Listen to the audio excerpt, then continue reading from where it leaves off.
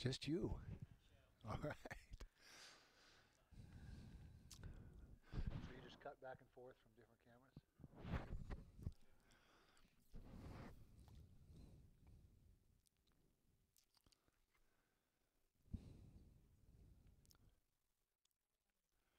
Utah fans, good evening and welcome into the Kyle Whittingham Coaches Show. It's a Tuesday night. We're at the Eccles football facility here on campus. And for the next hour, we're going to talk Utah football. We'll look back on the Oregon game and then look ahead to the Colorado game coming up this weekend. As always, our show brought to you by our friends at Smith's, title sponsor of the Kyle Whittingham Coaches Show. Low prices and market fresh. And, of course, proud sponsors of Utah football. Couple of ways for you guys to get a hold of us tonight. If you're out there driving home tonight in the dark, because, yeah, it's dark already. If you want to reach the program, you can do it via text at 877-353-0700, or feel free to hit us up on Twitter at ESPN700Bill. If you got a comment for Coach, a question for Coach about the team, about last weekend, a look ahead to Colorado, any of that good stuff, we will certainly get to it tonight. Of course, this week's game, the Colorado Buffs, 11:30. I can't remember the last time we had a morning, but this isn't even an afternoon game. It's a morning game. 2014 against CU at CU, 11 o'clock kickoff. Wow. Kyle Whittingham knew that. 11:30 for the pregame, for the kickoff. 9:30 for the pregame on the network. 8th all-time meeting. Utah holds the all-time lead in the series, 5-2. And that voice you heard jumping in, knowing. Although it's funny because I'm pretty sure that was the last one. He's got a selective memory about some things he remembers, some things he doesn't. Of course, morning football games, you don't get very many of them, so you might remember him. Kyle Whittingham, how are you? Doing good, Billy. How are you? Doing very well. Having a busy week, but a good week nonetheless. You had a great weekend last weekend. We sat here a week ago knowing that we wouldn't have Tyler Huntley, and we find out a day later no Zach Moss, and so you guys went into circle the wagons mode, get guys next man up and ready to roll, and I'll tell you what, your guys stepped up last weekend. They did. It was it was great to see both Jason and Arman step up like they did, and it was just it was a great afternoon. I mean, with the crowd. I mean, the crowd was outstanding. Full house again, and the muss and the just the game day atmosphere there was exactly what we needed. And then the players, they played so hard. I mean, I just so proud of the way that they gave great effort. And they give great effort every week, but just seemed like a little something extra last week. Yeah, it really did. And you sat here last week and told me and the listeners and the Utah fans what a competitor Jason Shelley was. And what a winner he was in high school, but you just never know till the lights come on. You could be you've probably seen guys that were great practice players over the years, but until you actually go in that game and do it, and he was poised, he was composed, he didn't make any really bad mistakes or decisions. Was there anything about his performance Saturday that caught you off guard or surprised you? Not really, because we see it in practice. We've seen it in practice ever since he got here, a year and a half ago now, and he had a great week of practice leading into the game, and he's just like everything you said. The poise that he played with, and the confidence level, and just how he ran the offense, took care of the football. 0 turnovers for the offense on the day.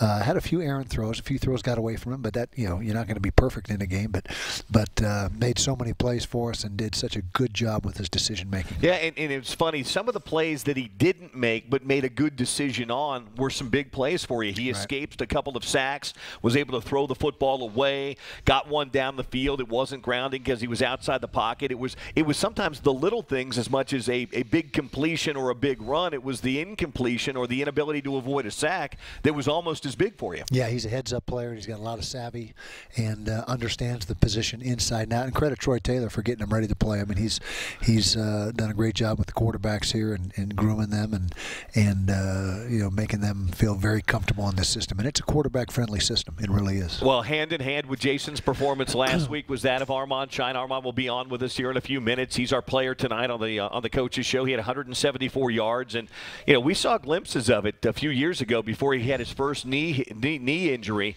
He was running for 99 and 100 yards in games, and a year and a half ago, you sat there as camp camp began and said, hey, Arman's our #1 guy going into fall camp. And then, of course, he got hurt again. But, he didn't hesitate to step up after Zach going down. And he was terrific for you. And really, too, that last drive, Kyle, that last drive where that when you go into that 4-minute offense where you want to eat that clock up and kill that clock, he had some really big carries for you. He sure did. And the offensive line really came alive. They were good all night long, but in that last drive, they were really pushing people around. And Arman is a very talented back. And, he was scheduled to be our starter, as you said, not only 2 years ago, but last year, and has battled some unfortunate injuries, but he's back now 100%, and he ran with a purpose on Saturday. So we'll talk to Arman coming up here in a few minutes. He'll join us on the Coaches Show. A couple of other guys I want to get your thoughts on. Chase Hansen was seemingly everywhere. Right. I don't know. It's hard to quantify what the best game is, but he had 13 tackles. He had 3.5 tackles for loss. He had a sack.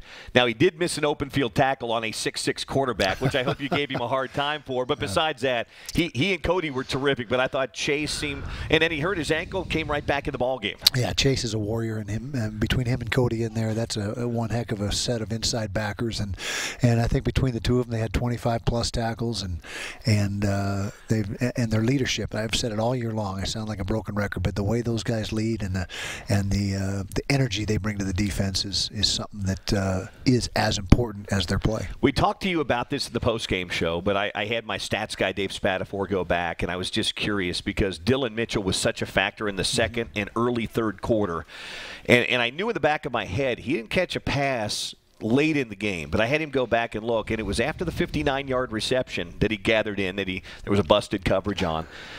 You made the switch. You decided to go to star coverage. You've told me you don't do that a lot, but if you've got a guy, you'll do it.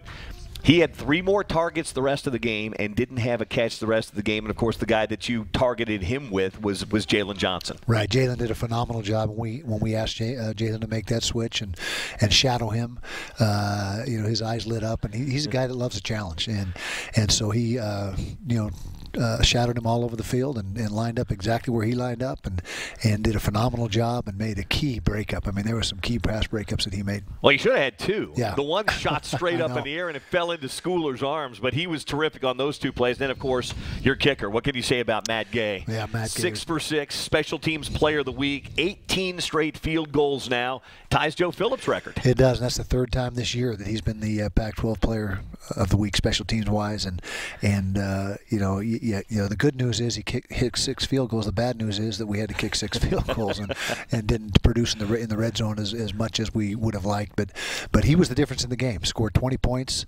We win by 7, and that was really our place kicking that outdid their place kicking that really was a big difference in the game. I think you hinted at this a little bit in your press conference yesterday. You said maybe you were a little conservative down near the goal line in the red zone with a young quarterback who hasn't been through all of it before. You didn't want to take some chances and turn that ball over, and that's why you kicked the field goals? Yeah, well, obviously we still were trying to score, but could have opened it up maybe a little bit more, but wanted to come away with points every time in the red zone, and we did do that, but consequently we didn't get enough touchdowns. Another couple touchdowns would have been exactly what our goal, 68, 70% success rate in the red zone will give you, a good red zone offense throughout the course of the year. They gave him credit for 55. I thought it was closer to 56 myself. It was 56. Okay. Yeah, we watched the film yesterday morning, and it was definitely 56. So you can go back and have him correct that. That'll be 3 56-yard field goals in his career. But you guys have that number in every pregame warm-up where you feel comfortable going for.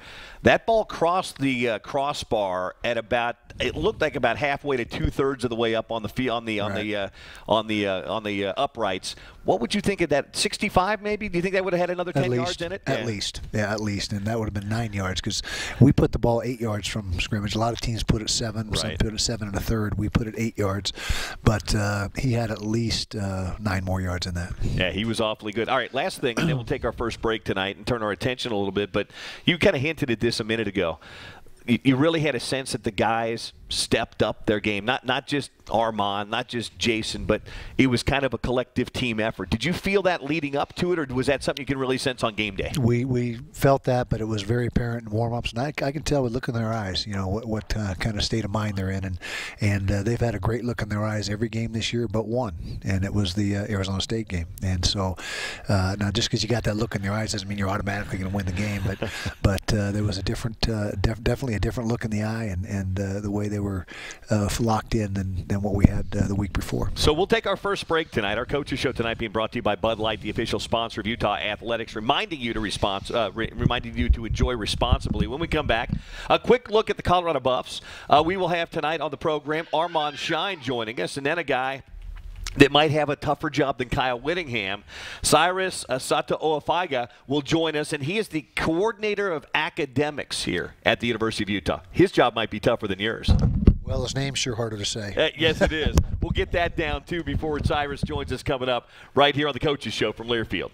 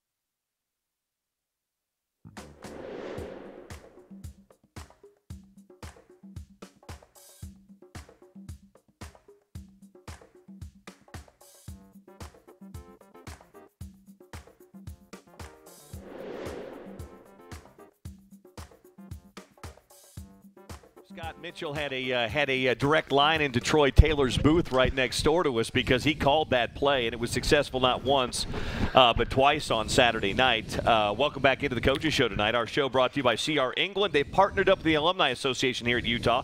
The Student Alumni Board, the must to fight hunger during November. During the next home game, bring some extra cash or anything for the Utah Food Bank to support. That's CR England. Before we talk about the Buffs, college football playoff poll, you guys fell out last week. Jump back in at number 19. You and Washington are side by side, 18 and 19 in the latest poll. All right, didn't know that. But, there you go. Good, recognition for our players. You guys were out on the practice field when that came out. We're here at the Coaches Show tonight from up here at the facility. This week's opponent, the Colorado Buffaloes, they're 5-5. They're 2-5 in conference play. They won their first 5 games of the year, Kyle, and now they've lost their last 5 games. So it's been a hard team to read. You've looked at them. What have you seen from the Buffs, and perhaps a hint at maybe why they're struggling so much right now? Well, they had momentum early in the year, like you said, and did a nice job. Then the number 1 playmaker, Chenault, number 2, who was a terrific player. I mean, he is really good, and he was down for 4 of the last 5 weeks. He did come back last week, and they lost a heartbreaker to Oregon State where they had a 28-point lead, and so just momentum is a crazy thing and a funny thing, and it's a powerful thing, and you get momentum, and then all of a sudden it goes the other way. Oftentimes it's just you can't really put your finger on it. It's just the way things unfold. There's that saying too that winning and losing are both contagious. They are. You can get on a roll winning, and sometimes losing. Those little things add up, and then they get you. Maybe that's what Colorado's going through right now. They do have playmakers. You mentioned Laviska Chenault. He's very, very good. I'll tell you what. Early in the season, at least, Steven Montez, who can really sling that ball around, was having a good year. And then they got that transfer running back, Trayvon McMillan. Right. Montez, a big, strong kid, live arm, big arm, NFL arm, and has also got that running ability, and he's a weapon. He's got someone that we've definitely got to be accounting for, and then the running back, like you said, is a good player as well, and offensive line a little bit young in spots, but they're more than capable of getting it going at any time. So we got our hands full. You're going to play an 11:30 game. Right. Haven't played one of those, as you said, in about 4 years. You played a couple of afternoon games, but they were a little bit later. How much do you have to tweak and adjust the schedule for that game kicking at 11:30, which means getting guys up a little earlier, getting to the stadium a little bit earlier? Is that an issue, or is that something you guys can deal with pretty easily? Not a huge issue, but you do have to tweak things, and we're tweaking things this week as well, leading into the game to get a couple of days of use to getting up and changing your sleep cycle and your eating cycle, because the pregame meal will be like at 8 in the morning, and so we've already started on that.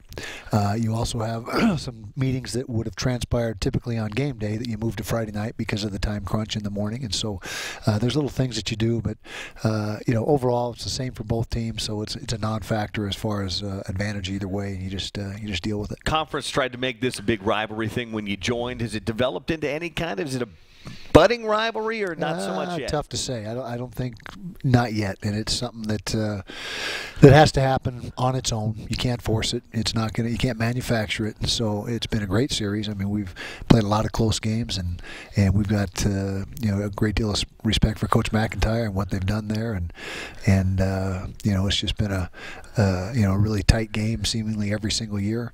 But rivalry, not yet. Not quite yet. Might be a little snow in the forecast. You guys haven't had haven't had a weather game. You've had a little wind this year, but not a lot of weather. Right, and again, kind of like the kickoff time. It's a non-factor. 2 teams that are used to that. I mean, they're up there in the snow, and we're up here in the mountains in the snow. So I don't see that as an advantage either way. Arman Shyne's going to be joining us here in just a second. He's over there having a little something to eat before he jumps up here with us. He's had a unique and difficult and now becoming rewarding journey here at Utah. Where did you find Arman initially, and what's it been like watching this kid go through a lot of downs and now some ups? Well, we got him out of junior college, but he had an extra clock. He hadn't used all of his JC eligibility, and so I believe he was 3 for 3 or 4 for 3 when we got him. Very good player. I mean, it was very evident at the junior college that he was a big-time running back, and you know, very smooth. That one thing about him is he runs very smooth. I mean, he's got a glide to him that a lot of the great backs have, and he's also got vision, and he's got power. He runs behind his pads very well. He's about 210 pounds, but he runs bigger than that. He bounced off that safety the other day, didn't he? Yeah, I think Nick Pickett's still trying to figure out where he is right now. Yeah. That, by the way, that junior college has been pretty good to you for running backs, hasn't it? It has, without a doubt. Yeah. Guy named Devontae Booker also played at American River College. So we'll talk to Arman coming up next. We'll be back in just a bit. We'll talk to Coach in a little while too, and I got to get Kyle's thoughts on something one of his friends said about him too. That'll be coming up straight ahead. All right here on the Coaches Show, presented by Smith's, and right here from Learfield.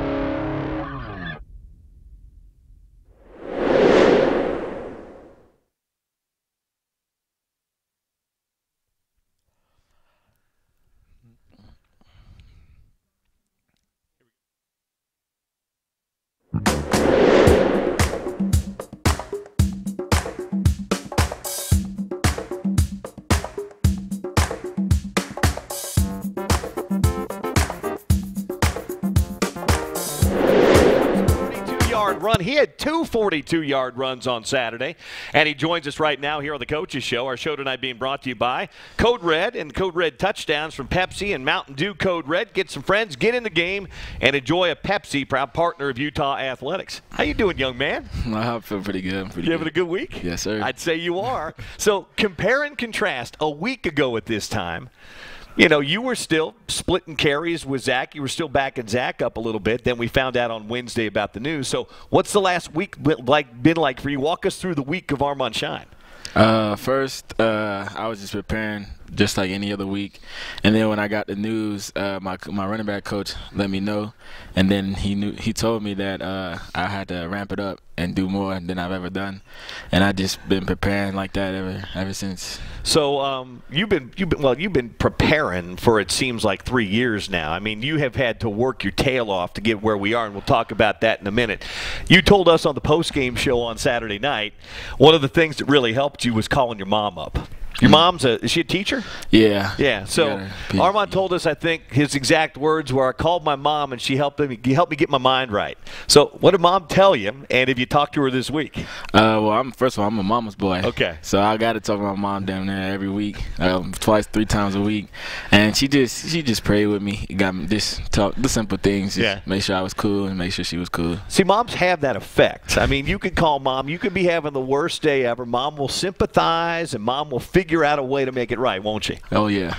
Big time. You weren't having a bad week. You were just saying, I got a lot on my plate this week now, right, Mom? Yeah. Just let her know what was going on. She was like, hey, you could do it. I know you could do it. Now, did she make it over for the game Saturday? Nah. So she just watched on TV. Yeah. That's okay. Oh, she was hype on TV. I damn near heard her from all the way over here.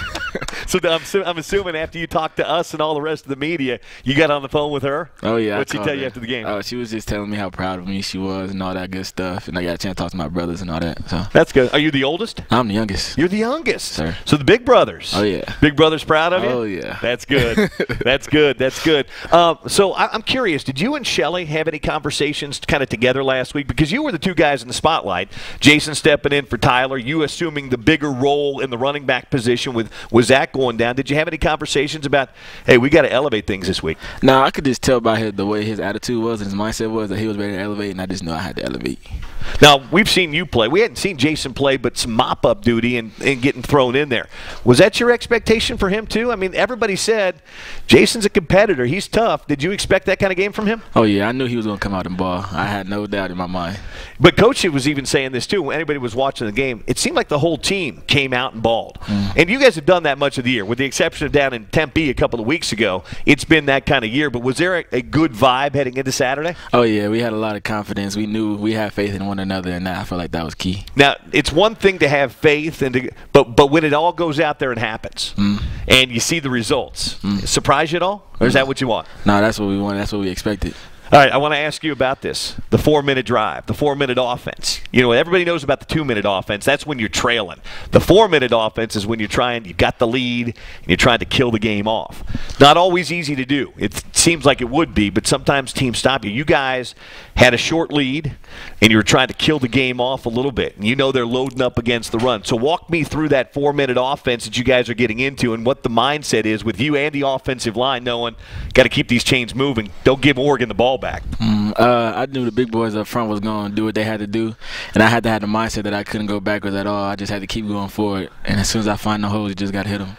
So when you know they're loading up like they did, and they did that a little early in the game too, what are you looking for? Are you just getting downhill as quick as you can? Do you have to be patient to see if your guys can open some things up? Because they've got more at the line than you guys have guys blocking up there. Yeah, sometimes you just got to be patient and wait, and the thing is you got to hit them. So then they don't really want to be in that box like that no more. What's the feeling like when they're stacking the box and then all of a sudden you're into daylight? Because you had that a couple of times Saturday. Yeah, it was surprising. I was just trying to stay patient, just peep through it, and then when I saw the daylight, I was like, oh. That's when you got to kick it up a notch, right? Exactly. And all of a sudden you got to turn those jets on, right?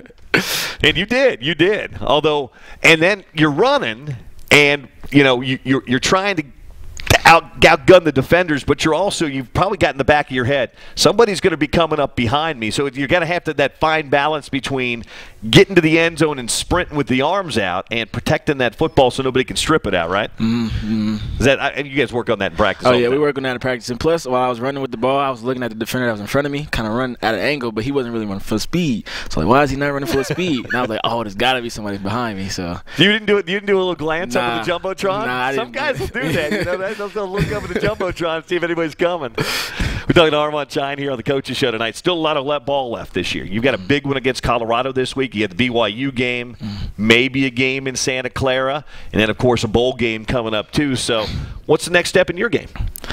Just keep practicing real hard, getting my feet right, just as better as I go. day by day. Just taking advantage of the opportunities given you. Yes, sir. Because really, at the running back spot, you have to be patient on the field to wait for the hole to open, but you got to be patient too because there's always a hierarchy, and you got to when your turn comes, you probably have to tell that too to guys like T.J. Green and Devin Brumfield, who were stud running backs in high school, who wish they were getting 25 carries a game. You just say, hey, young fellas, wait your turn. It'll come, right? Yeah. We all excited for each other, and I let them know that it's gonna come. Like, just be patient. It's gonna come. How big is this Colorado game this week? Oh, it's huge. This next game's always the biggest game, so it's a big game. Next game's always the biggest game, but it's a conference game, and we all know what's still lingering out there, right? True. You guys know what the mission is? Don't have to be reminded by the coaches? No, not Is there at all. a good buzz around the team this week? Yeah. Okay. You look like you're excited. You wish you could go play right now, right? Hell yeah. I bet you do. Well, hey, have a good week. Get a hold of Mom one or two more times, maybe Saturday morning, maybe Friday night.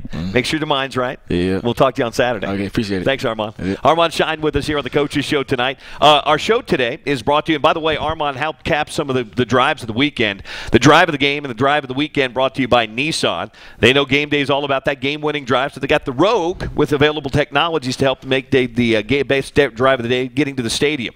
Nissan's a proud supporter of college athletics. Go test drive the Rogue at a Nissan dealer near you today. We'll come back and we'll talk some academics. Find out how Arman's doing. We'll talk to his director of academics straight ahead. It's the Coaches Show from Learfield.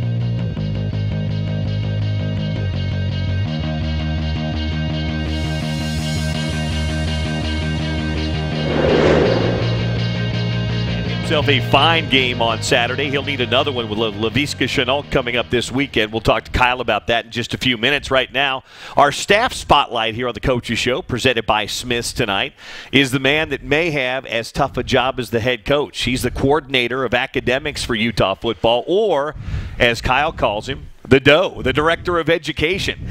Cyrus Satoafanga? Good job. Okay, good. Thank you. So I usually need a few reps on my pronunciation, but thank you for at least humoring me on that. So what's your job? I mean, people hear that, director of education, coordinator of academics. What exactly does that mean?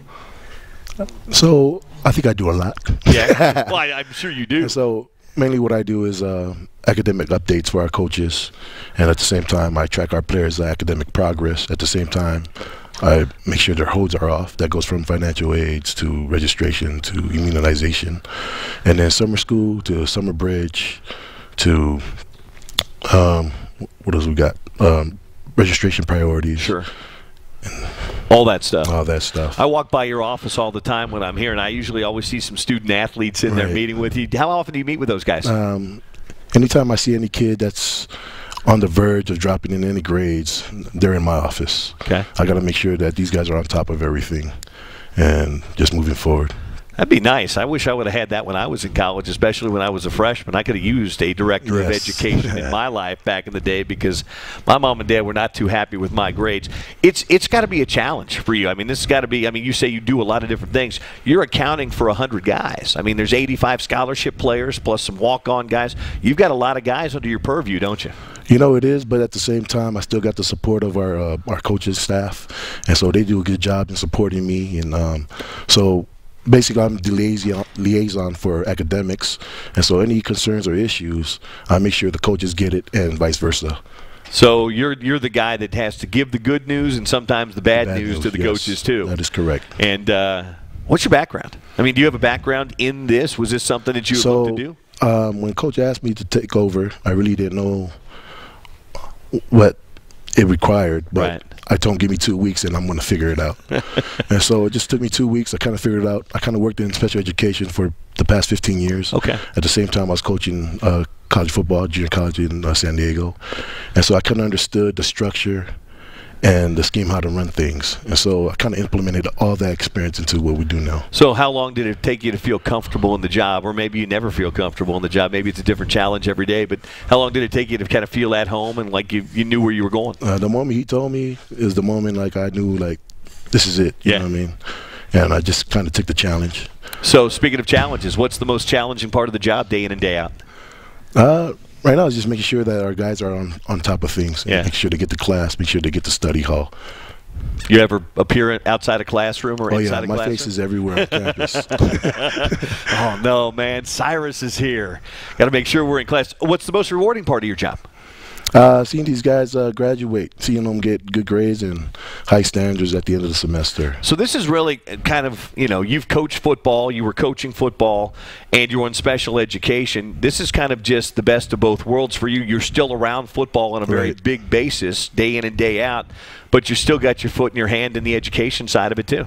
Yeah, so at the same time, I kind of approach the job as a coach. Right. And so that's what makes it easy for me to understand both sides of the field because I've been on both sides. Sure. And so it makes me understand that the proper information that the coaches need, I make sure they get the right information. And you probably got to do the same thing, though, on the student side, too. Those guys didn't know you when you first came here. You had to get to know those guys a little bit. And everybody, you know this, anybody that's got kids, anything like that, they know.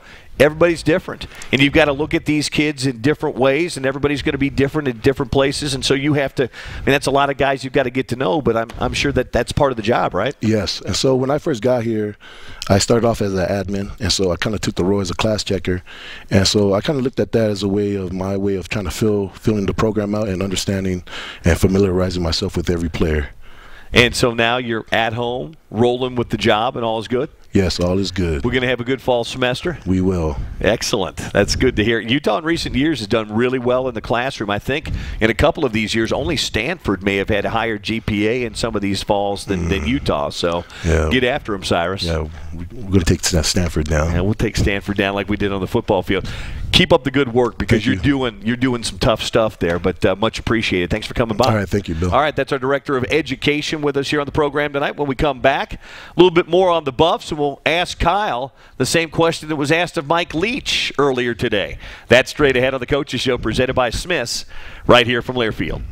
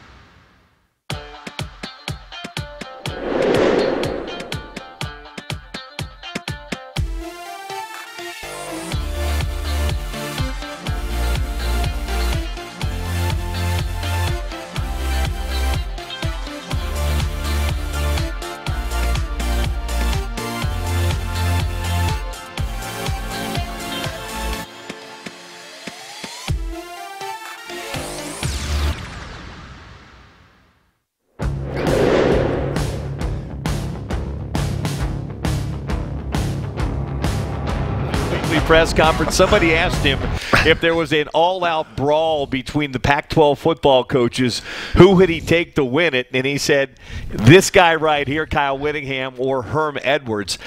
We've had this discussion on the air before. It's Kyle all day long, although with Mario Cristobal in the league now, he might be able to give Kyle a run for his money. I love Herm. Herm's a little old up there, but he is in good shape. And as Mike Leach said, if you're in good shape, you've got a chance in this. So who would your pick be? You know, that's a great question. I think we need a pay-per-view event. It's only one way to find out. Just get something lined up in the octagon, and away we go. Yeah, there we go. Maybe it could be a charity event of some sort, one of those old cage matches. So we've got to give out our weekly player awards this week, our team player and our Subway Sub of the Week. We'll start with our team player, which is presented by University of Utah Health. I know who you gave the game ball to. Is that who you're going to give? Same guy. Same guy? Arman Shyne came through in a big way. lugged the ball 25 times, 174 yards, and just came up huge for us at that running back position. And as you mentioned, won the game ball after the game, and definitely our player of the game right here. 16 convenient neighborhood health centers. A game plan for your family's health. It's uofuhealth.org. All right. How about Subway Sub of the Week? Easy. Jason Shelley. Okay. Jason it's funny Shelley. I have those guys. Those guys are interchangeable this week. Although next week, I guess he can't be considered the sub. No.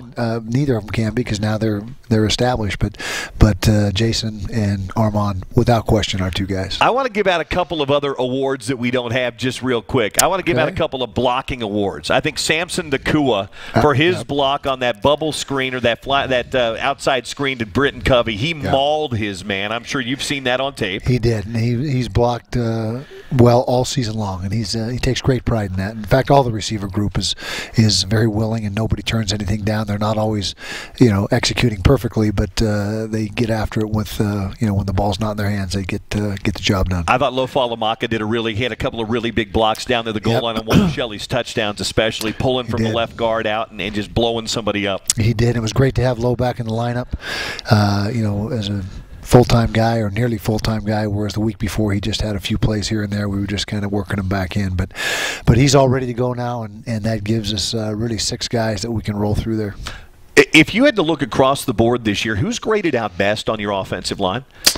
The 5 guys week in and week out. Is there somebody that stands out that's graded out best for you this year? I'd have to go look at all the grades. I think Jackson Barton would be a guy that I think would maybe be that guy. But I can tell you Jordan Agasiva is our most improved player, and he is just playing excellent football. And where he was last year compared to where he is now is night and day. Not that he was bad last year, but he is really coming to his own. Darren Paulo, Orlando Umana, big. Him and Nick Ford, those 2 guys that we've talked about. What a huge plus for us, for those 2 young linemen to contribute like they have. I guess a better question for Jim Harding, probably. It is. Go back and Jim could tell you all that. He's the guru of offensive line play. I wanted to ask you, too, before we talk about Colorado in our final segment, the announcement today. We'll have the press conference tomorrow, the expansion to Rice-Eccles Stadium. You'll be up at the press conference tomorrow morning. You excited about that? I'll be there, and absolutely. That's something that we've been talking about for several years, and something that now is apparently coming to fruition. So that's a good thing.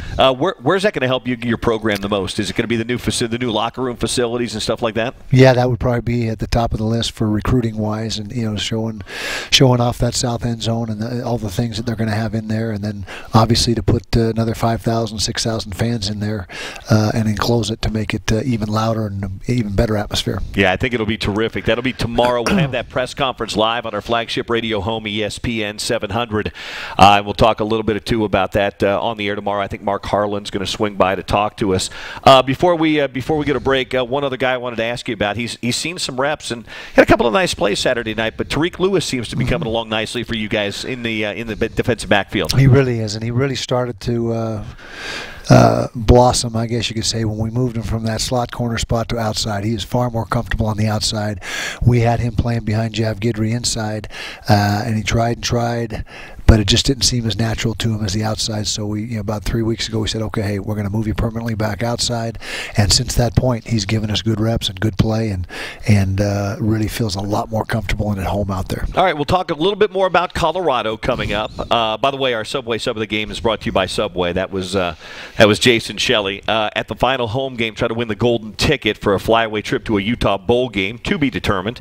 Airfare and accommodations included. The official training restaurant of the Utes is Subway. We'll come back. A couple of questions from Twitter and text, and a few more thoughts on Colorado. Don't forget Saturday's game, an 11:30 a.m. kickoff in what might be some snow and maybe some sun, too, in Boulder, right here from Learfield.